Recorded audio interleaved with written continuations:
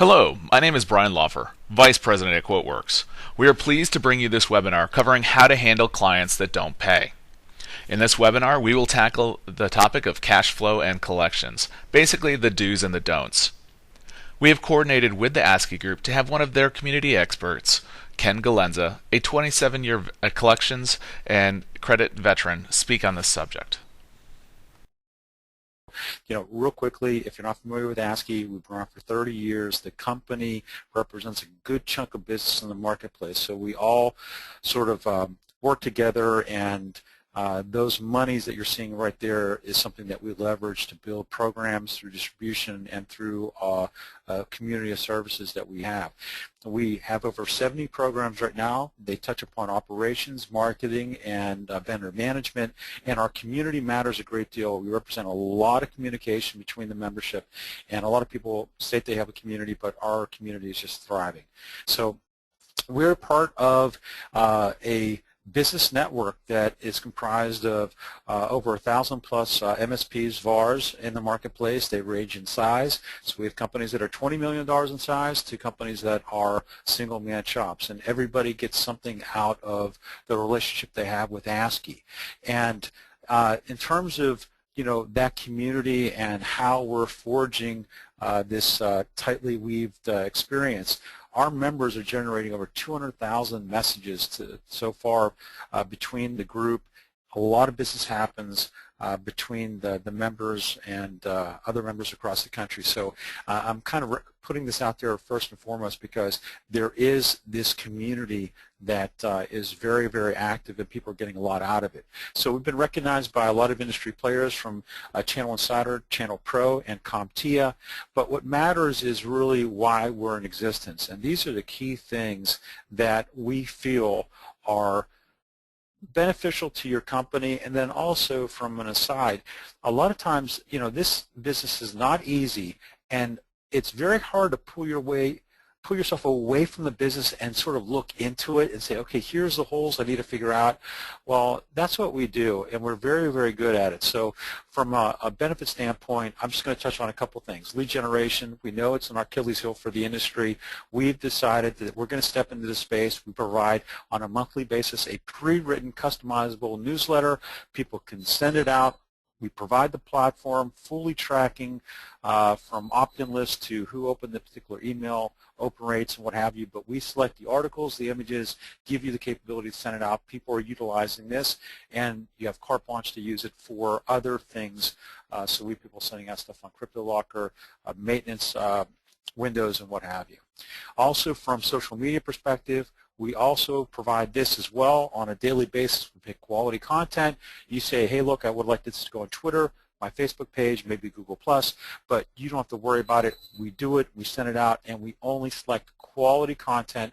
We're trying to build up your image and your brand to your network, and people love this service, and it's something that, again, we decided that we want to do and provide to the community. And then also on the PR side, we've discovered that there's a lot of interesting installs or case studies that people have done with their clients, but they don't have time to shop that information to the press. We get this we get sort of editorial calendars ahead of time from the people we work with, and we sort of match up particular topics with our membership and get them the exposure. Now, this gentleman's on the cover as an ASCII member, and the other one was too as well.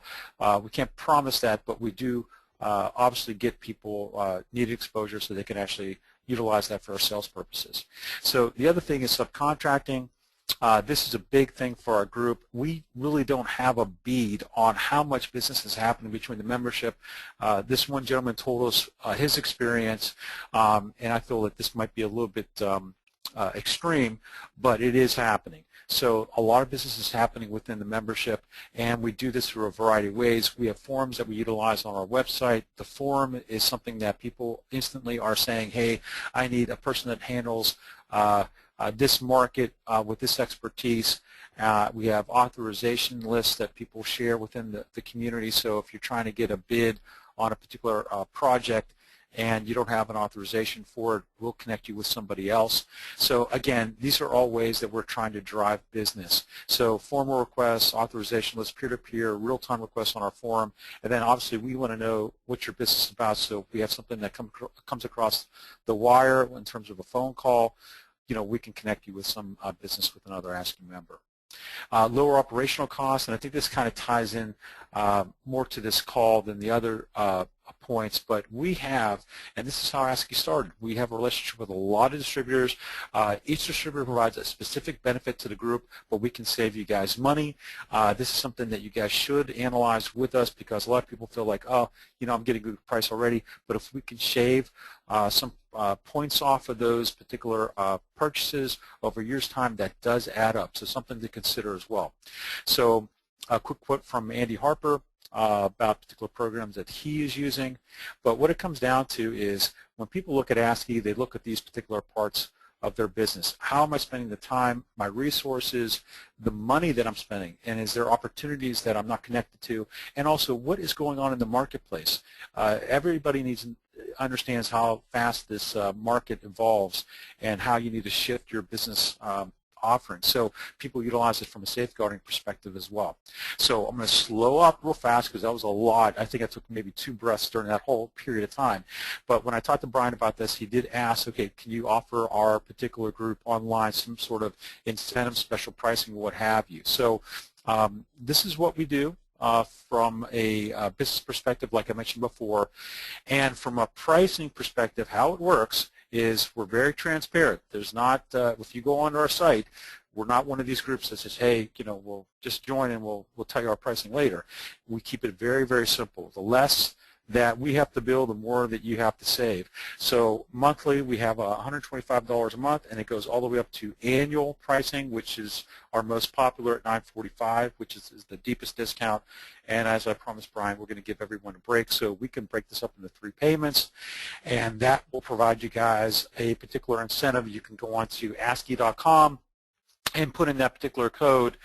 But I can tell you, the guys, this is that you may not know me from Adam. We're just meeting virtually on this particular webinar. Really look at who we are and what we're about. There's an evaluation form on our website that asks a myriad of questions so we can really analyze, is this a fit for you? But I can tell you this, business happens within the group. There's a lot of good information, and that's something that pays for itself over and over and over based on the membership telling us. So hopefully I got through that pretty quick. So what I'd like to do is, Brian, I guess I'm going to pass it back to you so we can get Ken to talk about this topic and just get right to the meat of the matter here. Real quick before we go there, we do have a question from, it looks like a Canadian user asking if the pricing applies to Canadian ASCII membership as well. I'm guessing it probably doesn't, but I thought I'd throw that out to you.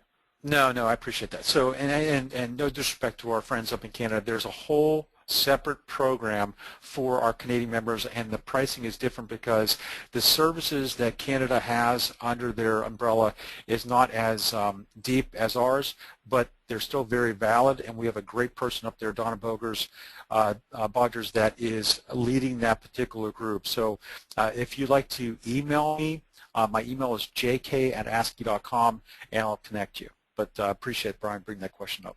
Okay, very good. So Ken, you'll be getting the presenter ball here in just a second. Well, I got that part of it, but I forgot about the mute button. So I get some of the technology down. Oh, boy. What can I tell you? So, yeah, hi, everybody. My name is Ken Galenza. I'm with Transworld Systems. We're a division of NCO Financial Group, which is by far the largest collection agency, full-service accounts receivable company in the United States today. And I appreciate the opportunity for this topic. It's an interesting topic that is really near and dear to the hearts of every business, whether you're a sole proprietor or Fortune 1 company, and that's cash flow and accounts receivable. Jerry had mentioned that ASCII does represent a wide variety of customers that ASCII deals with, and personally, I've been in the business probably longer than I want to admit. Half my life. In 1986, I started with the company, so I've been doing this for a very long time. I've been working with ASCII members We've rolled out the program to work with ASCII members since 1995, and while we, are maybe not the main reason that companies will join ASCII Group, they realize that a service like ours is a needed service, and we just don't really, we're not really here just to help companies collect. We're here to help guide them internally as well. There's a lot of value added that we bring to the table in the relationship, and I think that's what ASCII really liked about us when we started the relationship, was the attention we paid not just to the business that we did, but helping them internally any way that we could, and we just figured that's part of the relationship we build with people. But I personally have worked with companies from Fortune 100 companies right down to single sole proprietors, and while how they get to the end result is a different path, it all comes down to the same thing, that what's the most important lifeblood of their business, and that's absolutely cash flow and accounts receivable. Sales are important, but if you don't collect the money, then it's basically a paper transaction, and a lot of companies are left out in financial distress simply because they do a bad job collecting their receivables, or they have a difficult time and they in turn can't pay their vendors. So anyways, I just wanted to give a little preface of that, but the agenda we're going to talk about today, the first thing is we're going to talk about the creditor's bill of rights. Some of it might be stating the obvious, but when some businesses examine their day-to-day operation, they realize that maybe they're not doing what deems obvious to most people in a theoretical sense.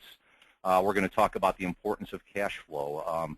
Getting people to pay and wanting them to pay is very important, but understanding the underlying reasons. Everybody knows that probably they should get their customers to pay on a timely basis, but when you really put the intangible number to it, it really comes to clear the picture to make sense why this is such an important topic to all businesses.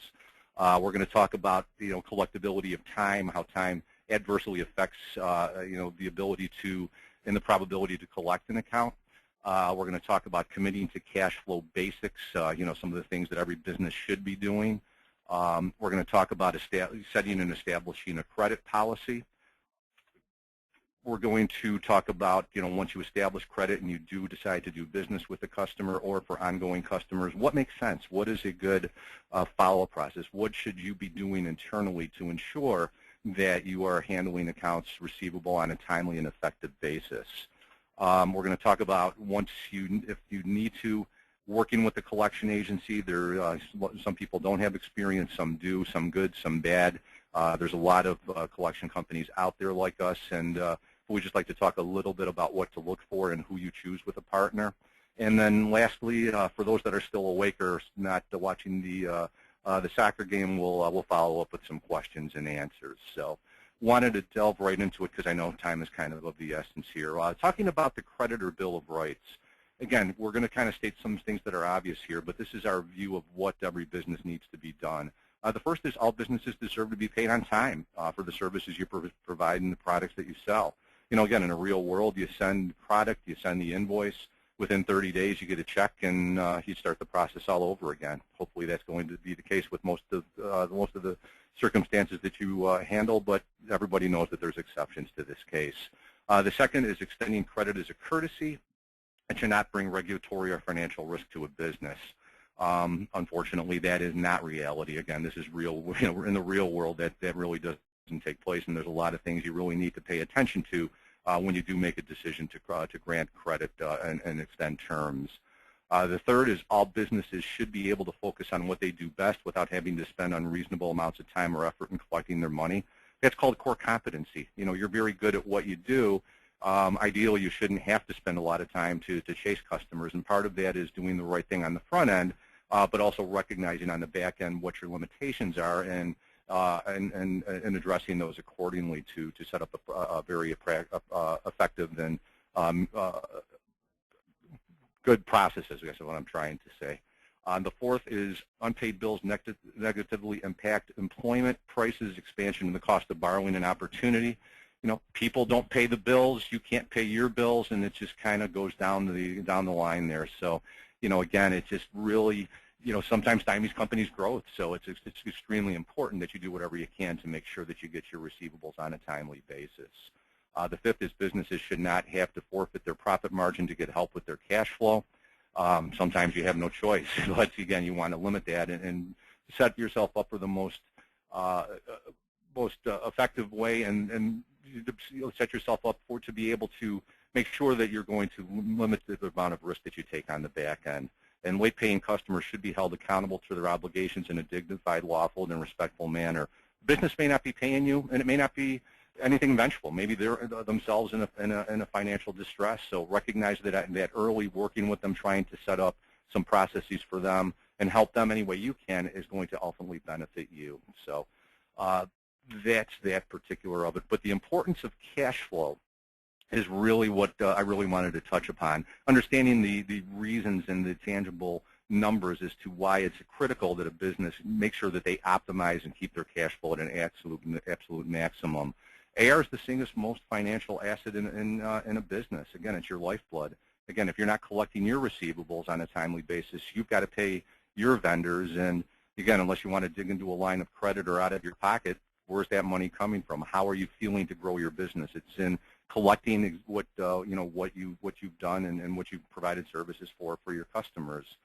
Cash flow is the best indicator of your overall efficiency. Again, that if you are able to collect your cash flow on a timely basis, if you're going to gain efficiencies, you're going to be able to grow your business, and you're going to be able to keep your profitability at a maximum. Cash flow can be influenced in many different ways, and we're going to discuss many of that in the upcoming slides. So one of the first important things that I wanted to touch on, and again, as I mentioned, I've talked to many companies over many years, and a lot of companies have the philosophy that as long as they collect the receivable, you want to keep a customer relationship at a point where it is.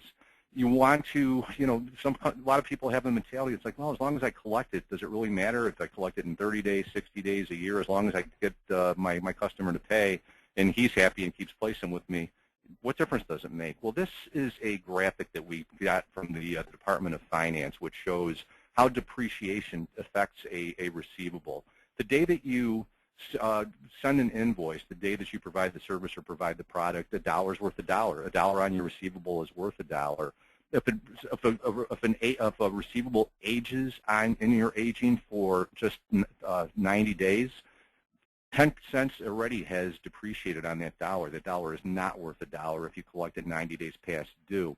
6 months overdue, it's 67 cents on a dollar. Right up to 2 years, if you get somebody that pays you 2 years after the fact, guess what? Even though you're getting the full value of that receivable, it's only worth 12 cents compared to what it was when you ran the receivable. So, again, depreciation is a very important very important factor, and one thing that a lot of people really stop and really start to think about when in getting paid. So it just really stems to the point that you want to get that dollar in the door as soon as possible.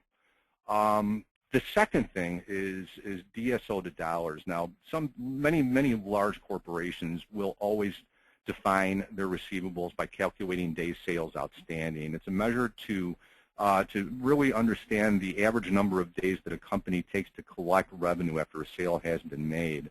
A DSO, I mean, if your terms are net 30, you want your DSO to be at or as close to 30 as you possibly can. A lot of businesses, when they calculate their DSO, they find it to be over 60 for whatever reason. People just aren't paying them as they should. But one thing that you can definitively quantify is you can put a dollar on 1 day of saving. If you reduce your DSO by 1 day, you can actually realize this in a tangible savings to your company's bottom line. And there's a little calculation here that you can figure out, how what your savings actually could be. We put an example on the bottom that if you're a $35 million company, when we did this slide a few years ago, the interest rate around then was around 7%. So if you take 5 days off of your DSO, if you improve your processes internally and get your customers paying a little bit sooner, you can actually realize a $33,000 savings that can be realized to the bottom line of your business. We put together a little graph here, and I'm not going to spend much time on it, but it does show a graphic as to different size companies and what that base of savings of DSO means to them. So, but again, this points to, just like the depreciation, again, getting your customers to pay you on a much more timely basis is going to really help the financial impact of your business. The other thing that I wanted to talk about in this section is collectability over time. There's many, many years of data that have gone into these numbers, and again, these were provided by the Department of Commerce. But whenever you statistically sell to a customer, statistically, the number of months it goes out, the less likely probability that that account is going to be collected. Even at a due date, there's only a 98.8% chance that customer is going to pay you. And as an account ages, that diminishes tremendously. There's a number of variables that factor into this. You know, companies going out of business, disputes, bankruptcies, companies that will seek to get credit with really never any intention to pay back. You know, there's going to be some companies that are just looking to go from business to business and charge them what they can and move on to the next business. So again, this graphic really shows that the sooner that you get paid, let me restate that, my apologies. The sooner you recognize you have a collection issue, the sooner you would get somebody like a third party or put your own internal processes into place, the higher statistically that you're going to collect that receivable. So again, I wanted to just very quickly go over these graphs just to really just illustrate the very much importance of following a good, sound, proactive accounts receivable process and understanding the importance of a receivable. I don't know, Jerry, Brian, I don't know if you want to just stop at this point and see if there's any questions or if we should continue on at this point, because I went over that very, very quickly. So. Yeah, if anybody does have any questions, please feel free to type in your question in the question box. We'll go ahead and try to get to it. If Ken still is presenting while you have the question, we'll go ahead and get it at the next break. So we invite you to ask questions during this segment. Hey, Ken, I have a question real fast. Okay. Okay, and this may not be, it might be jumping ahead, but from billing is done through the office manager, and you may be getting the runaround from a particular person. At what stage do you recommend people go around the office manager to speak with the actual owner of the company? Yeah, that's going to be something we're going to talk about a little bit down the road, Jerry, but it is a good question because how often do you really talk to somebody that, is the person that you deal with on a daily basis, and sometimes they may not be giving you the answer that you're happy with. And I think there's a twofold answer to that. Number one, when you do business with a customer, we always make a recommendation to our clients that you understand the customer, understand their payment process, set up an expectation on the very, very early end of it. In our business, we call it kind of like qualifying our clients, just so we understand our clients very well. You want to understand their needs from your core competency of business perspective, but I think it's just as important to understand your customer from a payment perspective, especially, if you deal with a very, very large customer. And that's, one thing that I found interesting in this business. You might deal with, a big three automaker who is going to probably pay you, but then if you don't understand their payment process, you're not going to get paid on a timely basis. Right. So it's not exactly the example that you're using, but again, understand the office manager, understand what authority they have to pay. Are they getting authority from the owner, from a controller? Who has the ultimate authority to pay?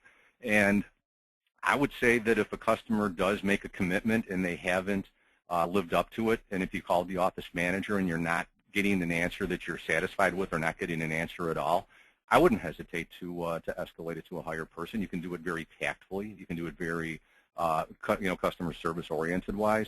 And one thing that we have found in a lot of these times when we've been involved on our clients' behalf in these types of situations, it turns out the president of the company sometimes wants to make sure, isn't aware of it, and they want to pay their customers on a timely basis. So if you do escalate it, sometimes that means then the office manager will, be a better paying customer and more, more cooperative with you. The flip side is, the president's probably telling her who and what to pay, so if you talk to the person directly, then you may be uncover an issue, and if there are starting to have some cash flow problems or something that you need to be alerted of, then that's really the time you want to find out about it so you can really keep a close eye on them. So. Okay, well, I appreciate that. Absolutely, absolutely. The next slide, we're talking about being committed to cash flow basics. Once you make a decision to do it, it's really important to adhere to it, and there's a number of things that we want to bring to the table here. The first thing is you must have a defined credit policy for your business. Understand what you're going to do when you have a new customer. Are you, set a threshold as to, when you might want to gain more information and find out about their creditworthiness. Invoice promptly and send statements regularly. Again, I deal with clients of all sizes, and I have some clients that will do a sale today and they won't send an invoice because they don't have time for 20 days. Well, you've already impacted 20 days time frame as to when you can expect to get payment on that. And as we had discussed a little bit earlier, there's a little bit of a financial implication to that. So getting in a regular process to invoice on a timely basis, send statements on a timely basis. Statements in and of themselves are not the most effective collection tool when you're dealing with things internally, but it does alert those customers that maybe forgot or misplaced an invoice or something, whatever, that, oh, that's right, I do got to pay them. And a lot of times if you have a good customer that may fall into the category of non-payment, the statement will generate that reminder to them that they need. So it's important to send them. And that's another reason, especially if you're adding finance charges, then you'll be able to get the additional finance charge on there and get paid for those as well. Make sure your staff is trained. Smaller companies run into an issue that a person doing receivable calls is also doing payroll, is also doing shipping, and wearing multiple hats. And sometimes people are thrust into an accounts receivable role that doesn't really have that type of a background or is not really able to handle customer objections of pain or stalls very well. So going through some training with whomever is handling that internally is a very important and critical process to help keep customers accountable for the commitment they made back to your customer, to you, and that's to pay within 30 days if you have 30-day terms. Admit, correct, any mistakes on your part. If there is an issue that's keeping an invoice from being paid, admit it and correct it, and that's where accounts receivable can really play almost more of a customer service role. We always we always stress to our clients, who's closer to the customer after the sale than the accounts receivable effort. You're going to probably be the first one unless there's an issue that you need to deal with. The first call that's probably they're going to hear from after the sale is the AR department, just following up on the invoice. So that's really, you can turn that call into an asset, into additional sales if you handle it properly. So know and follow state and federal and collection laws. Where that really comes in with the creditor is some states have different allowances of what you can and cannot ask for as far as costs and things like maybe like an accredit or a credit application that relates to accounts receivable. There's things like how much you can charge for an NSF check. That varies from state to state and venue to venue. And when it gets to like up to our level of collections, there's things called statutes of limitations, and every state's a little bit different. So again, you can only take action and legal action up to a certain date time frame. So there's several different things that can affect can affect it based on state statutes and federal statutes. So it's just important to know that. And last and most importantly is make decisions based on your aging report, not feelings. You may have a customer that you did business with a long time, but if they are changed their business and they have run into hard times and you recognize that maybe other creditors are proceeding, the longer you wait, the less likely that you are going to be to get that receivable. So you can't let long-term relationships, friends of the president, somebody that you did business with, or just something about a customer affect it. You really have to set and define a policy and adhere to it regardless of who that customer is, with exception, of course. It's not a across-the-board comment, but it is very important to do that. So regarding credit policy, again, if somebody's coming to you wanting to establish credit and they want you to sell to them on terms, if you think about it, if you go to a bank, if you go to into a corporate credit card, on a personal level, if you want a mortgage or a car loan, they're not just going to say, oh yeah, okay, you look like a good guy, I'll give you this loan. They're going to put you through a process. They're going to research your background, your credit history, and again, most businesses should do the same thing. Just because a business approaches you and asks for terms doesn't mean that they are going to be worthy of that term. One thing we always recommend to clients is get a credit application. There's a good sound credit application is going to do a couple things. You're going to ask for banks and trade references. Now, some businesses may not have the time to check it, so you might want to establish a credit threshold that if somebody's under a certain threshold, maybe I won't check these references. But if you have the time to do so, it's important to do so. But at least by getting the credit application, you are getting, who their references are, who their banking relationship is. And that can be useful for you, not just to determine creditworthiness, but on the back end, if they start to get into some trouble, then when we get involved with clients, sometimes a credit application can give us a good source of information to try to help our information gathering about a business and determine their creditworthiness. And to include terms and conditions, that's another important reason to do it. Even if you're not going to check it, if somebody wants to do like $500 credit limit with you, I would still get a credit application. That way you can get a signature on the credit applications. You can put things in the terms and conditions, like making them responsible for interest, making them responsible for reasonable collection costs and attorney's fees.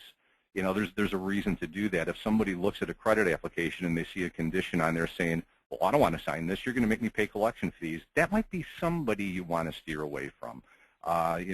Sometimes the sales you walk away from are some of the best decisions that you can make. If somebody's that worried that you're going to make them sign a credit application because that condition's on there, that means you're going to probably have to put it into action. So, but again, even with long-term customers, it's just not a bad idea to get that signature, because then, again, it just shows good faith on their end, and it establishes just a good, sound credit business relationship with the customer. Like we're talking, include the provision for interest and service fees, collection costs and attorney's fees as well. Some companies are put off by that and wanting to put that on there, but again, in consulting that I've done with customers over the years, we've always made that recommendation to it. And make sure that the credit application is signed by a principal of the company. One thing we hear on our end when we get collection accounts placed with us, we'll talk to the principal of the company, and they'll say, well, this was authorized, this person that signed the credit application wasn't an authorized officer of the business. I'm not going to pay it.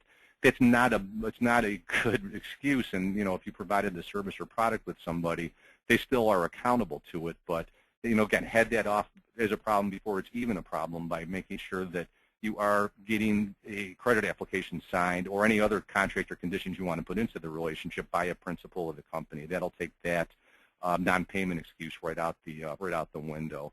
Another tool that you can use is a personal guarantee. Most businesses today, of course, are incorporated. There's some sole proprietors out there, but most businesses are incorporated. So if you are in a non-payment situation, if the business is not paying you, you can only proceed against the business or assets of that business. You cannot go after Joe Smith if he owns ABC Company. You can't ask him to personally pay something if his business goes out of business or is in dire straits. Where we recommend and where clients use personal guarantees is if you just feel uncomfortable, you're not 100% sure that the business can support the credit application that they can do, and you're really not wanting to give credit. It's not unusual for business to ask the principal to sign a personal guarantee, meaning he or she will personally guarantee the debts of their particular business. So if somebody does happen to go out of business, then you can go after the person, the individual, the principal individual. That's the only way you can do that, and that's where a personal guarantee is used. Some businesses, it's used in every situation. I have many clients that use it in select situations where they feel that it's important in the credit granting process. The other thing that you want to do on the front end, and again, it really would depend on the threshold, is get a subjective credit report. There's credit reporting companies out there. The most known are D&B and Experian. We personally at Transworld and NCO have a relationship with Experian. We're authorized resellers, and we actually share information with Experian, but there's business trade groups out there that have them. But that way you're going to get a credit report from a subjective third party that will hopefully help you get a view of the creditworthiness of the business. If you think about a credit application, nobody's going to give you a bad trade reference, but amazingly, sometimes you might get one, and they don't give you the best reference out there. But a credit report's going to help you just make a determination, not just of their, if they've been placed for collection in the past, if they're incorporated. Some reports like Experian, who we deal with a lot and our collectors utilize, they show payment trends as well. So sometimes, even if it's a bigger company, you can run a credit report just to get an idea, not of their creditworthiness, but just to get an idea of when you're going to get paid. And again, as we saw in our aging, if somebody doesn't pay you until 65 days, you might want to adjust your margin a little bit to enable you to carry them on that aging. So it's a very good tool that you can utilize for all of those purposes. So Once you make a determination to grant credit for somebody, this is where we talked about adhering to a very sound proactive credit policy. The first thing that we have here, maybe we should put day 1, but at day 0, by what we mean by that is the date that you do the sale or provide the service. Send an invoice that day. Make sure that the invoice goes out immediately. If your terms are net 30 and you send the invoice that day, hopefully you'll get paid within 30 days. If you wait 10, 15 days, again, you're already delaying the amount of time that you're going to get paid. So again, sounds like a basic, but some businesses just get caught up in the minutia of the day-to-day and don't get invoices out on a timely basis. But that's one thing that really needs to be disciplined.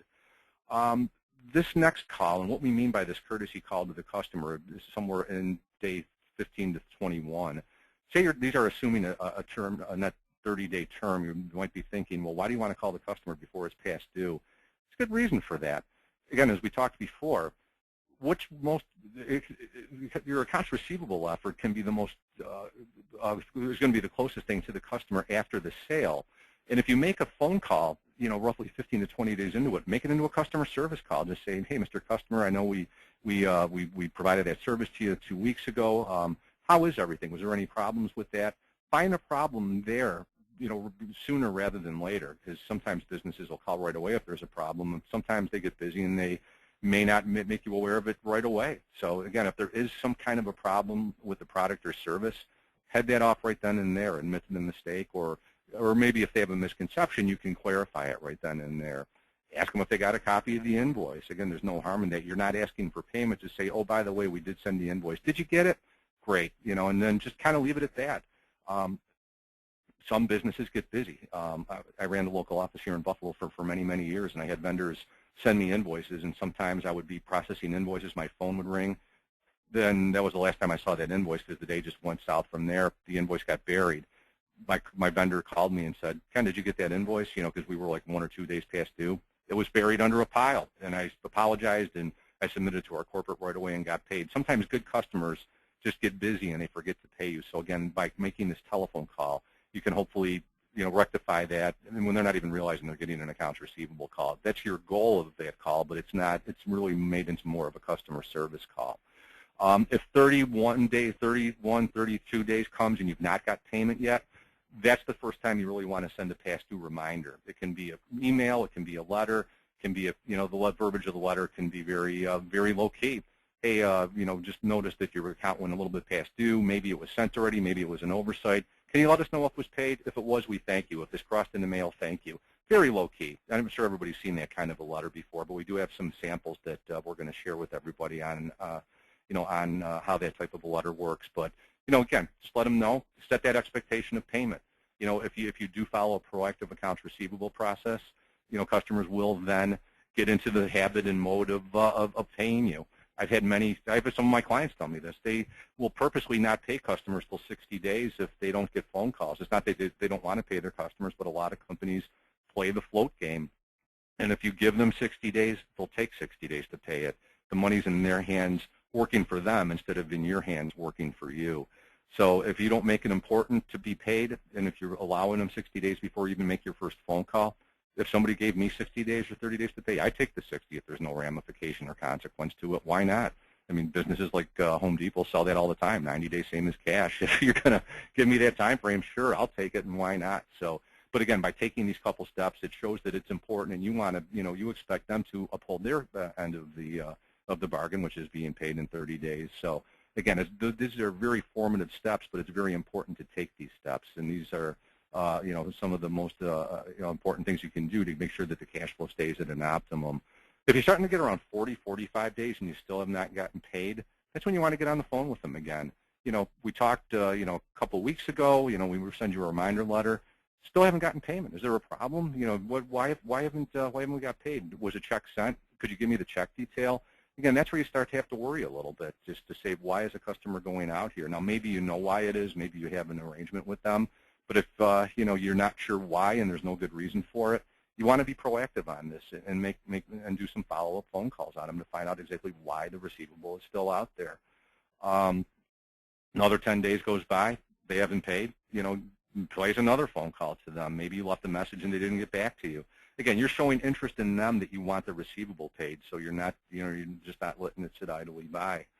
Day 65, termination of credit letter.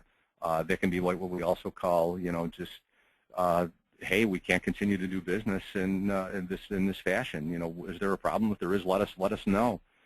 Make another phone call at 75 days, more of a final demand phone call. And then if by day 90 you haven't gotten paid, you want to kind of draw a line in the sand and send a final demand letter. And we're going to talk in a few minutes about setting a final demand and taking a final step on accounts. And by day 100, if you haven't gotten paid, then you might want to consider replacing with a collection agency or attorney or taking some other action with this account. Now, all these dates are subjective. I have some clients that work a little bit longer than this, some that work a lot shorter than this. I have a lot of clients that have a philosophy that if I'm not being paid by 60 days, I'm not going to jerk around with this. This is important. I got more important things to do. So these are guidelines, but you really have to take a look at your own internal process and your own internal business and how much time you have to be able to do this type of a process to make a determination internally as to how these numbers work and which dates work, what timelines work for you. So. Hey, Ken, I wanted to inject something real fast. So, I mean, obviously you've experienced a lot with your clients, and you probably have a lot of variables to work with. But is there, based on your experience, normally a deadline in which the bad debt becomes virtually uncollectible in a sense? Where you go, okay, well, it's at a particular point we put too much time and effort into it, or how do you see that? My personal belief is by day 90 you should be able to make that termination. That's 60 days past due. If you're following a sound proactive accounts receivable process, you figure by that time frame you've made 2 or 3 phone calls, you've sent 1 or 2 letters. If by day you put a final step in there, if by day 90, 60 days aging into it, if they haven't made a payment on the account, that's really the time frame. That's the time to make a decision on them. What are you going to do at day 120 that's different than what you've done already? Do you really think you're going to get a different answer or get an answer at that time frame? Maybe you will, but I'd be willing to bet that in most cases you're probably not going to. So I think really, while we put this timeline out there, my personal belief is I think by that 90th day, if you do things properly and follow the normal escalations that you should have internally, that's a date that a decision should be made on an account one way or the other. And of course, there's going to be extenuating circumstances. You can't say that as gospel. There's always going to be some accounts that you have a payment plan with, or that there's a reason for non-payment. As long as there's communication, then that's a little bit better. I'm talking about a scenario where you're just haven't got any communication or an answer that you're happy with. Okay, and, I appreciate that. We do have some other questions that have come up. Do you have some time now to answer those, or would it be better to wait until later in the slide deck? No, I mean, let's hit it. I'd be happy to answer any questions as they come up while we're in topics, because these topics kind of are related, but they are different. So. Okay. See, Juan has a question. I am in New York. Are we allowed to collect interest and/or late charges without a formal agreement stating we collect interest or charges? Yes, you are. Every state has an implied contract that allows you to collect interest. The federal statutes understand that you're not a bank and you're not in business to to offer extended terms above and beyond what a customer agrees to. That's another good point that I should have brought up in the credit application. You want to define the terms in the credit application as well, so that way you are covered. Just to say these are net 30. Your invoices also should reflect what your terms are, of course. Every state's a little bit different. Every state's going to probably be the same, 1.5% per month, but I would check on those. You can. I actually have information that shows what the maximum allowable interest rates are, and I'd be happy to pass that along pass it along to everybody. So interest rates can be done implied. It doesn't have to be a written agreement. Now, things like collection costs, if you want to make somebody responsible for those, a contractual obligation must exist in that type of a scenario. It can be anything. It can be terms and conditions, credit applications, signed invoice if the invoice says it. Yeah, New York, there's no problem. Or actually, there's no state that will not allow you to charge interest. But again, on the safe side, be 1.5% per month. If you get them to sign a contract and you're asking for more than that, a contract would supersede that. So. Perfect. So that's obviously leverage in a sense, because I'm sure the people on the call, and we've experienced this too, is that we typically don't. If someone's late, we work through it and do all the necessary things that you're talking about. But we do have some sort of interest as part of the contract. This is not on the membership side, just so you guys know. But we do use that as leverage, and it does seem to help where they see, well, they figure that, oh, I just owe X, but once you start tacking in all of the other things in the contract, they start seeing that they got to get off the dime and do something. Yeah, they're not getting something for nothing, basically. You're not giving them, if they're going to extend past terms, then there's going to be a little bit of a consequence. Again, it's not huge, but it's still, it's still an additional charge on there. Yep.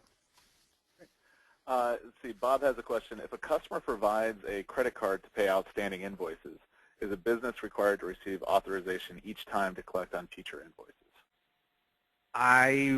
Boy, that's a good question.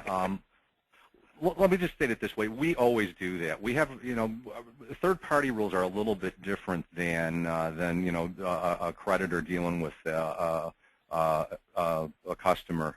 I always err on the side of caution. One thing that can always happen is chargebacks on credit cards, and especially if you're dealing with a particular company that starts with an A and ends with an X. Chargebacks are very prevalent with them, and they're always going to side on the side of their customer. You could probably get a pre-authorization for credit cards. We always follow up with the customer before we're going to charge a card, even if it was an agreement that was made, to do on the 15th of each month or on a credit card, or whatever. Again, it's getting back to what I was talking about before.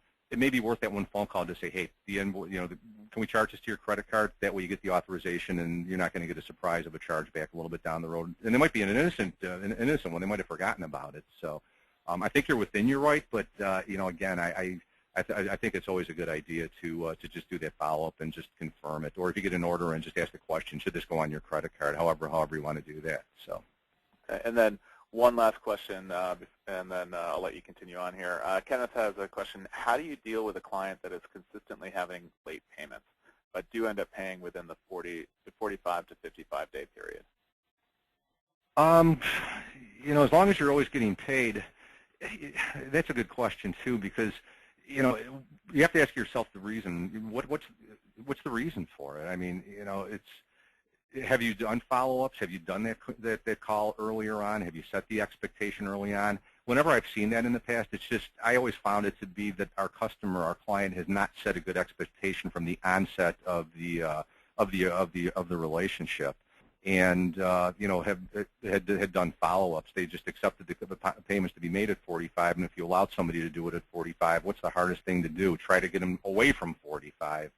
I would just have a heart-to-heart with the customer and just say, listen, I appreciate your business, and I just wanted to let you know, though, our terms are at 30, and we agreed to net 30. You agreed to it. I said, I really value you as a customer, but what can we do to get you to pay within terms? And, if you send that message to them and you do it, just have like a heart-to-heart with them, it'll probably come around. It may not be immediate, but, one thing where we've helped a lot of customers out, and they've gotten a lot of customers in the bad payment habits, sending a consistent message, following the process, doing what you should be doing on your accounts receivable follow-up. We have almost always seen that there's a re-education of that customer that takes place. So again, without knowing exactly what was done before that, I would say if you just follow this process, let the customer know that you need to get paid within terms. And if not, maybe you adjust your price a little bit to carry them to the times that the amount that they're paying you on. So. Again, it's not going to be a significant amount, but, again, if you're losing some money because it's on your aging for 45 days, maybe customers should be held accountable for that. So. Thank you. Oh, my pleasure. Moving on, we have some samples of collection letters here, and I'm not going to spend much time on them. Jerry's going to mention to you on the end of this. If anybody wants samples of these, we have them. We have a little piece that we have given to the ASCII members and always made available to them. It's called Collection Tools and Timelines. It's a nice piece that's about maybe 7 or 8 pages, which talks about, when you, pretty much what we had talked about, and it includes sample letters in there. So this just shows some different verbiage that you can use and put into practice in, in when you want to send these letters. So again, we have them, and we'd be more than happy to send them anybody out that has an interest in these letters. So that's why I just wanted to go over those really quickly, because they will be made available to everybody. So final step, this is kind of what we had touched on already. we have made, it's very clear in our business, and clients have echoed this as well. You have to put a consequence to an action. You want to force action. Again, with your best customers, you're not going to do this, but for somebody that is just not paying you, they're not getting back to you, if you continue to do the same thing, you're going to get the same answer, 30 days, 60 days, 90 days, 120 days. At some point, you just have to say enough is enough, and you want to put a final step out there into it. So, again, that question came in is, when do you deem account uncollectible? If it was me, and I had a customer that wasn't responding to me, by day 90, I would be sending them a final demand letter, whether it be an email or a letter. I would be letting them know that I appreciate their business. However, I can't continue to do business this way. I have to hear from you in 3 days, 5 days, 7 days, however many days you want to put there, or else I'm going to be forced to take the next step. So you want to, just put a final step in there and let them know what the consequence is going to be. If I don't hear from you, I'm going to, cut off your credit, and I'm going to stop your support or whatever it happens to be, and I'm going to place this account with my attorney. I'm going to place it with my collection agency, whatever you're going to do. It's very important to do that. Some companies you have to push and let them know what that is before you're going to hear from them. We see it time and time and time again. Define a threshold and invoke that final step. Again, if you have somebody that you know why it's out there, maybe you have a pay plan, maybe there was some kind of a problem, you're not going to include everybody on that, but if somebody's stalling, giving you false promises, maybe they offered to send full payment on a $1,000 invoice and instead you get $100 and you're not explaining to you why, you have to address that situation. Define the date that the payment needs to be received by. Don't offer extended time frames. By extended, we mean don't give them 30 days. Again, if you give them 30 days, they're going to take 30 days. You're sending this letter, you're sending this communication to force action. We recommend 7 days. If you're sending an email, make it 3 or 4 days that you want to hear from them. And if again, you want to enforce action, even if it's a phone call, whatever it is. If you don't get payment, but they're calling you, you've accomplished what you wanted to. You're getting communication. Hopefully, you're going to get the result that you're looking for. Advise the customer of the consequence if they do not pay by that drop dead date. Just let them know what you're going to do. This is what the action I'm going to take. We call this the decision maker, basically. Nobody wants to place an account for collection. Be honest, you don't want to do it. You want to, but sometimes customers force your hand. We call it the decision maker. Let the customer make the decision on it. If they are going to pay you, a final demand, a final step is going to do it. Let them make the decision if they're going to be placed for collection or not, or be sued, or whatever your next step is going to be. You're not one that's making the decision, they are. Let them know, listen, we don't want to do this. We value your relationship, but if we don't hear from you, we have to do it. It's not you that's placing them for collection. It's their inaction that's doing it. So again, it's just, some companies don't want to take that step. And, again, especially when I deal with smaller companies that have never placed accounts for collection before, they're almost sheepish about doing it. But it's business. You have to do it because they're taking advantage of the situation. So that's why it's extremely important to draw a final step into the process. Hey, Ken, I wanted to throw something your way, and maybe a little bit of a curveball, but and if you don't know this, I do apologize for bringing it up. But, if it gets to a certain point where you have to take legal action, okay, and there's a judgment against the particular company in question, doesn't that impact their credit in some sense if there's a judgment against their company? It can. It should. How would maybe it depends on the state? No, maybe not at all. State? No, not at all. It depends how you get the judgment and what happens once the judgment is received. If you get a judgment, the judgment has to be publicly recorded. Again, if you go to small claims court, I'm not sure if you get a judgment on your own if those are publicly recorded. I have to be honest with you. I'm not sure about that. But if you utilize an attorney to get judgment, like we have a complete attorney network all over the country and all over the world, but focusing on the U.S., whenever an attorney gets a judgment, they publicly record it. And once it's publicly recorded, it's out there as public record, and every single credit reporting agency is going to pick up on that. Okay. So that's how it's going to impact them. So that can help a creditor on the front end saying, listen, if we have to take this next step and go to litigation, not only is it going to impact you, because it's going to be a judgment out there against you, it's going to impact your credit, it's going to be out there for 10 years, and it's going to cost you more because the judgment's going to be awarded with additional costs. So it's a good talk-off that somebody internally can use. So absolutely. I mean, if you publicly record that judgment, yes, it will be out there as part of public record, and every single credit reporting agency out there, whether you have a personal consumer debt or a business debt, it's going to appear on that subject's credit report. Okay, I appreciate the insight there. Absolutely. Again, this is starting to be a little bit longer, and I apologize for that. But again, I have this available, but this next graphic just shows warnings, what you're facing from a customer internally, what we recommend to do, and about what time frame that you should do it. So again, it just talks about things like somebody that breaks terms, avoids contact, that there's not a thing wrong with it. Many times customers that are going through cash flow problems will make false disputes to the product, when in essence it's just a thinly veiled excuse to not pay. You get this one's always good. Client's competitor, your competitors are calling you for credit references and you're not getting paid. Well, what does that tell you? Guess what? They're going to the next guy, and they're not going to pay them either, probably. So that's just a bad sign. Customer makes only partial remittances. Things like this just are to give you an idea of what is really a warning sign. And I've had a lot of clients look at this and they go, I wish I would have thought that this wasn't a warning sign. And you learn a hard lesson by doing things. It's just always easier on the back end to look at some things that transpired during the relationship, and you probably should have recognized it as a potential warning sign. Collections, this is where, a third party will come into play. Accounts that do not resolve their balances really need to handle some kind of a third party placement, whether it's a collection agency, attorney. At some point they have to be made accountable, so you need to take that next step if they didn't comply with it. By placing an account for collections, it allows you to focus on more profitable aspects of your business. Most clients that I deal with that are smaller to mid-sized companies only have so many hours in the day. Their receivables department or process only has so many hours in the day. If you keep calling the same customer over and over and you're not getting any results, at some point you have to say enough's enough. Rid yourself of it, place it for collection, send it to the attorney. Concentrate on things that are more profitable to your business. Concentrate on the 30 to 60-day bucket where, that's where even sometimes a customer can fall, and the other things that you need to do. The longer you wait, the more of a snowball effect is going to take place.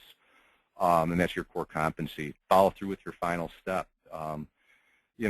We've talked about all of that, but that's the importance of placing an account with a third party. At some point, you just have to rely on your own core competency and do what you're good at, and if a customer's not paying you, employ somebody to do what they're good at so they can take that off your plate and do something that's a little bit more profitable for your, much more profitable for your business. So what to consider when choosing a collection partner? Compliance. This is one of the most important things in our industry today. Collection agencies are extremely, extremely regulated in this day and age. We always have been, but it's been even more so over the past 5 years. So when you choose a collection partner, make sure that the company that you choose is compliant and they're following not just federal laws, but it's gotten down to their state laws and local laws as well.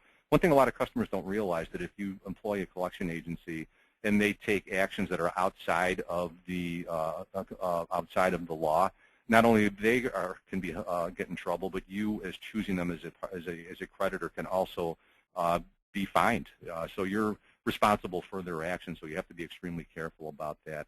There's a governing body of collection agencies called the Commercial Collection Agency Section of the Commercial Law League of America.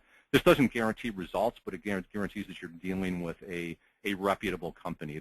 Every member of this organization has been fully vetted. They've had to be in business a number of years. They have to have bonds. They have to be thoroughly licensed in every state, and they have to have demonstrated remittance processes. No member of this organization has ever not remitted on an account. Again, in our industry, you hear a lot of thing where people, an agency collects and you don't get paid, and then they go out of business, and that's happened a lot because there's just a lot of small mom and pop shops in our industry. Just know who you're doing business with. Make sure they have a proven and verifiable track record of financial stability, reporting, and remittance. They're representing your company. They're dealing with your lifeblood. You want to choose a partner that is a strong company that has been out there for a while and will make sure that you'll be getting your money on a regular stated basis. offers trained, educated, tenured professionals. Again, they're calling on your behalf. You don't want to have somebody that's just off the street that's never really been had much experience. You want to deal with a customer with a third party that has been there. Their people are thoroughly trained and because, not only from an effectiveness standpoint, but to make sure that they're following in compliance as well. And then if you need legal, just make sure that you're dealing with somebody that does have that ability to sue on your behalf, not just in your state, but any state that you happen to have a customer that does business in. And just a little bit about us, and we've been an ASCII preferred vendor since 1995. I've been working with Jerry and Doug Young and everybody at ASCII for a very, very long time. We've had a very good relationship with them, and have thoroughly enjoyed and helping many hundreds of ASCII members over the years. We're a division of NTO Financial Systems. We're the largest collection agency in the country by far. We have 40,000 associates. We're all over the world, so we're a big company. So we, again, big doesn't necessarily mean good, but in our case, it allows us to do tremendous technology and information infrastructures. It allows us to really attract the best people, and in turn, we can provide that service to our customers. We've been in business since 1927. I mentioned about how important compliance is. Again, we have a big target on our back, but we understand because, we're being the largest agency, there's a lot of attorneys out there wanting to sue us if we make one false step, but we want to protect our clients more than anything. You will always deal with one person. Even though we're a large company, we give the impression we're very, very small, and we have both nationwide and worldwide capabilities. As an ASCII preferred vendor, as Jerry had mentioned, you do get some benefits from them. From our perspective, we do offer discounted contingency fees to ASCII members.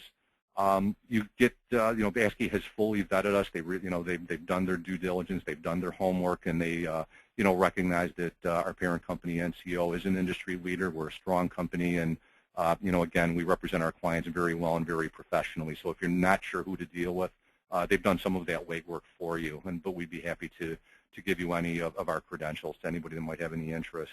And we also have a very valuable service called Customer Profile Search, as an ASCII member.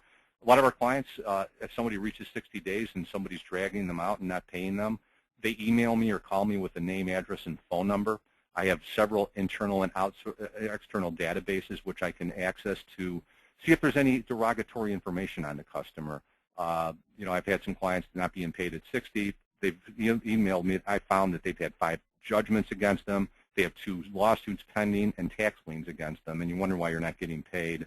So it's a tool that is free of charge to ASCII members. We're happy to do it for you anytime. There's no obligation to place that account for collection. It's our way of the way we partner with our clients, and we really want to be more than just collections. We want to be a true partner and help you any way that we can, with your internal process. And this is to help you try to find a problem sooner, or if they look good, the flip side is if they're a good company, they look like they're stellar, maybe there's a problem with the relationship, so that can help point you with your next best step is going to be in that one. So those are the members that we offer back to our ASCII members as well. So, and I'm going to leave you with our final point. Instead of going bullet point to what we've talked about already, and again, I can make this available, it's just important to know what write-offs do to you. They're a killer of businesses. If you write off $100,000 worth of business and your net profit is 2%, you got to sell $5 million to make up for it. What we're trying to do, and what we're happy to try to do, and what ASCII wants to do for its members is help you with your own internal process to minimize this problem. The best clients I have don't place a lot of business with us, but when they do place it, they find those problems a lot sooner, and we hope that we've been able to help them get to that point through our coaching and our consulting and the processes that we solve. So it's very important. So with that, I want to thank you for your time, and I'll turn it back over to either Jerry or Brian. I'm not sure who's taking it at this point, but somebody will, I guess. So. Well, actually, we've got a lot of questions for you, Ken, if you have time here. Oh, yes, I'm at your disposal. As long as you can tell us who won the soccer game, right? Unfortunately, we lost, but we are moving on to the next round. There you go. Okay. My time is your time now. Awesome. All right. Well, Cindy has a question. As an MSP, we have the power to turn off critical services such as firewalls, which basically would cripple our clients. At what point is that an appropriate action in your opinion? It has to really be defined internally, but again, I would say without knowing your business, and every business can be a little bit different, if somebody doesn't pay you by 60, I have a lot of clients in your industry, and they do that, and it kind of minimizes the amount of collections that they have because they have leverage. Again, I think it's important to communicate that that's what your intent is to do. Again, talking about getting involved in it, but again, the longer you wait, then the more advantage that they're going to take. So, again, maybe there's reasons, maybe there's contractual overrides to this answer, and again, I have to give that disclaimer, again, because sometimes I've seen some clients in industries where they do provide support and firewalls for, but there's some contractual overrides. What happens in the event of non-payment? But be honest with them, let them know that that's what you're going to do, and that can be one of those consequences to inactions that we talked about. And again, sometimes if it's a critical part of their business, you'll be surprised how quickly they'll come around and pay you. And if that doesn't move them, and if it is a critical function, that tells you that they're probably having some cash flow problems. And guess what? You're not getting paid because you're not important to them. That's usually who gets paid, is who's most important if a company's going through cash flow problems. And if you don't make yourself important, the guy that is going to be making that, getting those funds that they have available that month. So, perfect. Jody has a question. When we apply interest rates, we have some clients that will pay the original amount of the invoice and not the late fees. How do you handle this? Is the invoice still considered late? Not really. That is one inherent problem, or problem is not the word, but a risk of assessing finance charges. Just because you assess them and you send an invoice showing them, or a statement showing them, doesn't necessarily mean you're going to get paid. And then what happens is, if you do assess finance charges, you're left with an aging with a lot of little small, charges out there, that are in essence unauthorized deductions, basically. I guess if it's a customer that you're doing ongoing business with, you might want to continue to accrue those charges and just keep sending the statements out. But if they're not paying them and they're sending them late, at some point you're just going to have to make a decision that you're going to probably just have to back them off. Finance charges are really there as an incentive to get people to pay more on a timely basis, in my opinion. And like I said, if they pay the invoice and you're left with a $2 finance charge, again, if you know you're going to have another invoice the next month, tack it onto there and let that statement continue to reflect that charge, and maybe they'll pay it. If they're never paying it, maybe make a phone call to them and just say, just curious, is there a reason you're not paying our finance charges?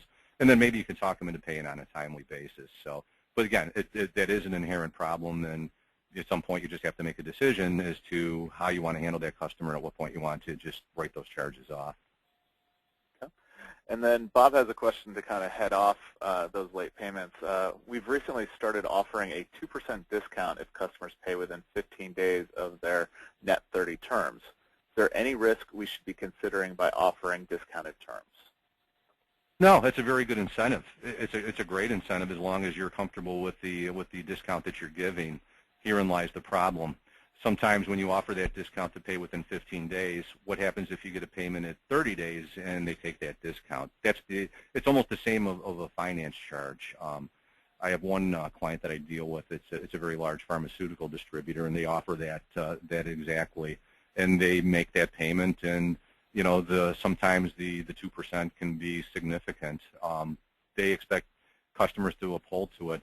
I would say if you're going to do it, hold customers to it, and if they don't, you got to draw a line in the sand. If you make exceptions all the time, they're never going to take you serious.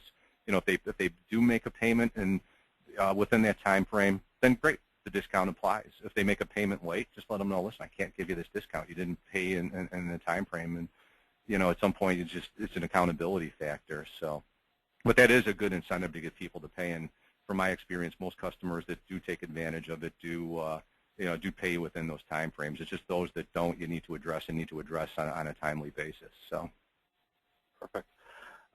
Alexis has a question. What if you find a client not paying, so you offer a payment plan to the client? Is that a wise thing to do?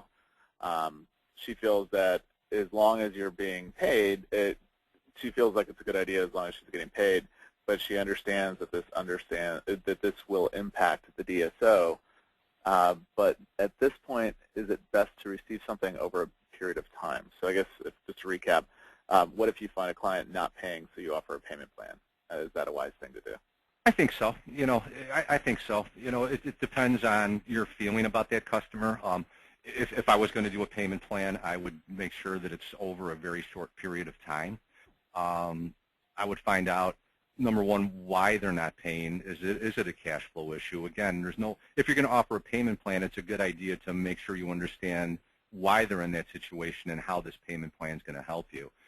If you can get the account resolved within 60 days and the customer upholds it, then it is a good idea. The question starts to be, what if the payment plan starts to be 90 days? What if it starts to be 120 days? A lot of times what happens with payment plans is they'll gladly make that first payment. Then what happens, you're having to follow up with them for the second payment. Then sometimes it's a struggle to get the second, then it's a struggle to get the third payment. So, it really depends on your business, your ability and time that you have to follow up with it internally. Your appetite for something like that, I guess. I mean, some customers, some of my clients will not take payment plans, beyond 30 days. Others will take them up to 4 months, to keep them out of collections, basically. So there's no easy answer to that. It really depends on your appetite for being an ability to be able to manage those types of situations. And I think the other thing too is just recognizing any future. How profitable that client might be for you in the future, assuming that they can turn things around.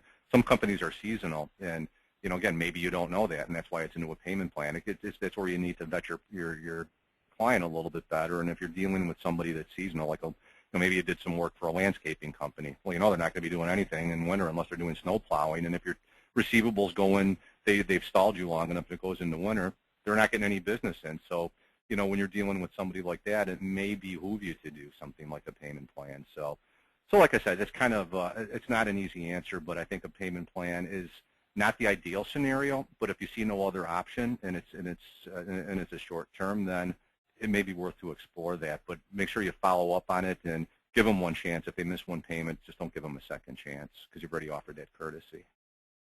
Perfect. Mary has a couple of recap questions. The first one being, what is the best contact method for collecting a past due invoice? The last one is, if terms are 30 days, please restate the purpose of a call at 15 to 21 days. Sure. The first question was, I'm sorry, could you say that? Yeah, I'm sorry about that. Yeah, what is the best contact method? Oh, yes, I'm sorry. Past due invoice. I'm always of the opinion that a phone call. And this is why. It's easy to throw out a letter. It's easy to ignore an email. But if you talk to somebody, at least you're making a contact. So I've always been of the opinion that reaching out to the customer is a good idea to make contact for not just that reason as well. Again, especially if you're a smaller company and you're involved in working with the customers, if you're talking to a customer, you have an opportunity to find out if there was an issue with that customer.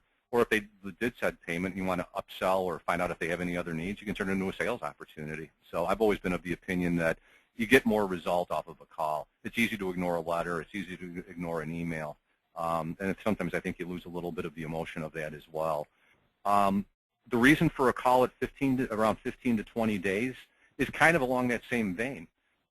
Sometimes good customers mean to pay you, but they may not have gotten the invoice, or they may have misplaced the invoice.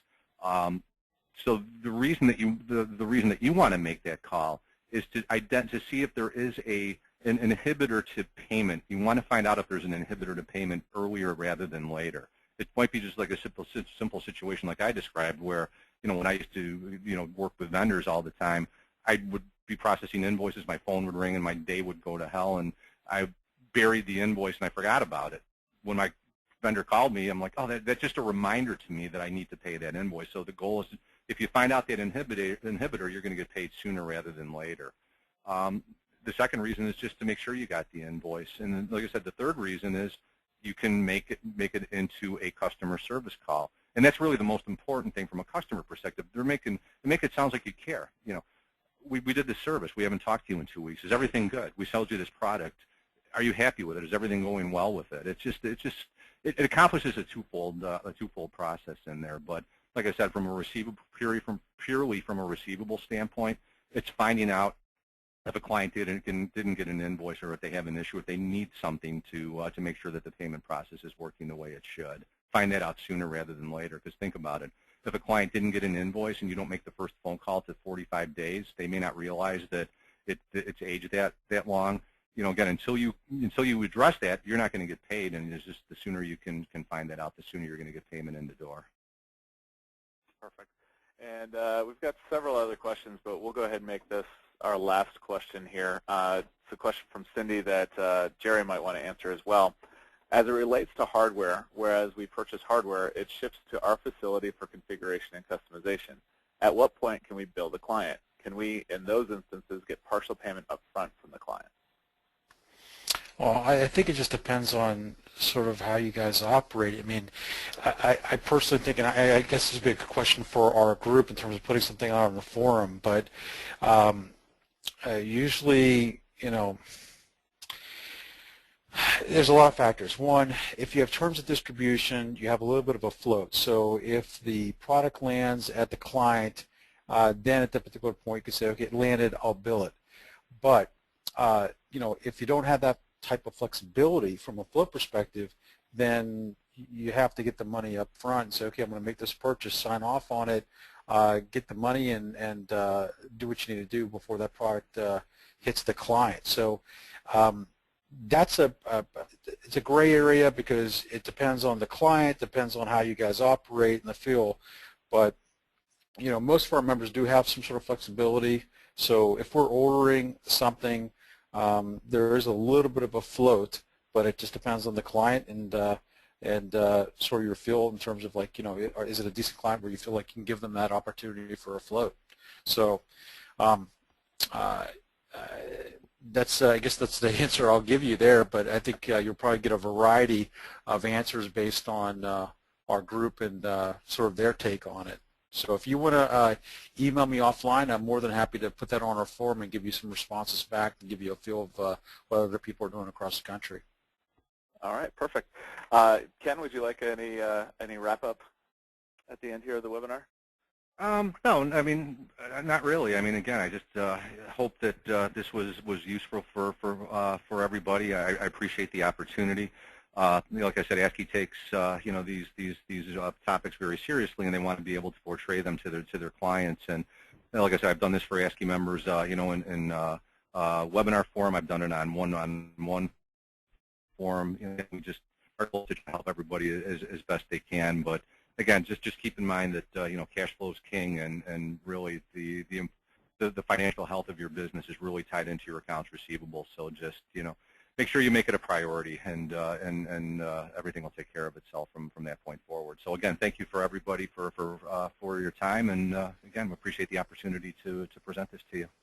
And if they do have any questions for you, Ken, either about Transworld Systems or just about the webinar itself, what is the best way? There we go. Perfect. Best way to get a hold of you. I didn't want to do that unless they asked. And that wasn't canned at all. Yeah, here's my direct, this 800-947-6000. That's my direct number. I'm in Buffalo, New York, so I try to work as close to normal hours East Coast as possible, but it's usually abnormal. But so I'm available, and here's my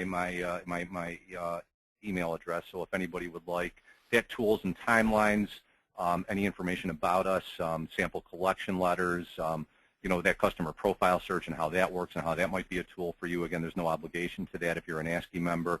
Again, happy to help you any way I can. So there, you know, feel free to contact me anytime. It's my information right there. Perfect. Thank you very much. Great contact. Hey, Brian, hopefully you guys enjoyed it. And Ken, listen, I appreciate taking the time to share this information. Obviously, it's good for us to see sort of what is involved, but I think the big thing that we can take away is consistency. I think that's something that you've mentioned over and over and over, and it does help in terms of making sure that people realize that there's a responsibility in terms of the commitments that they made. But Brian, listen, I do appreciate you doing this, and hopefully you guys enjoyed it. But Brian, maybe afterwards I'll connect with you. Maybe we can figure out the best way to share this information with everyone in terms of the kit, just so it can get out quickly and all that fun stuff. So Brian, I do appreciate it, man. Thank you for taking the time to attend this webinar. We hope that the content we covered will be beneficial to your business. If you have questions about the topic covered or about QuoteWerks, please feel free to visit www.quoteworks.com.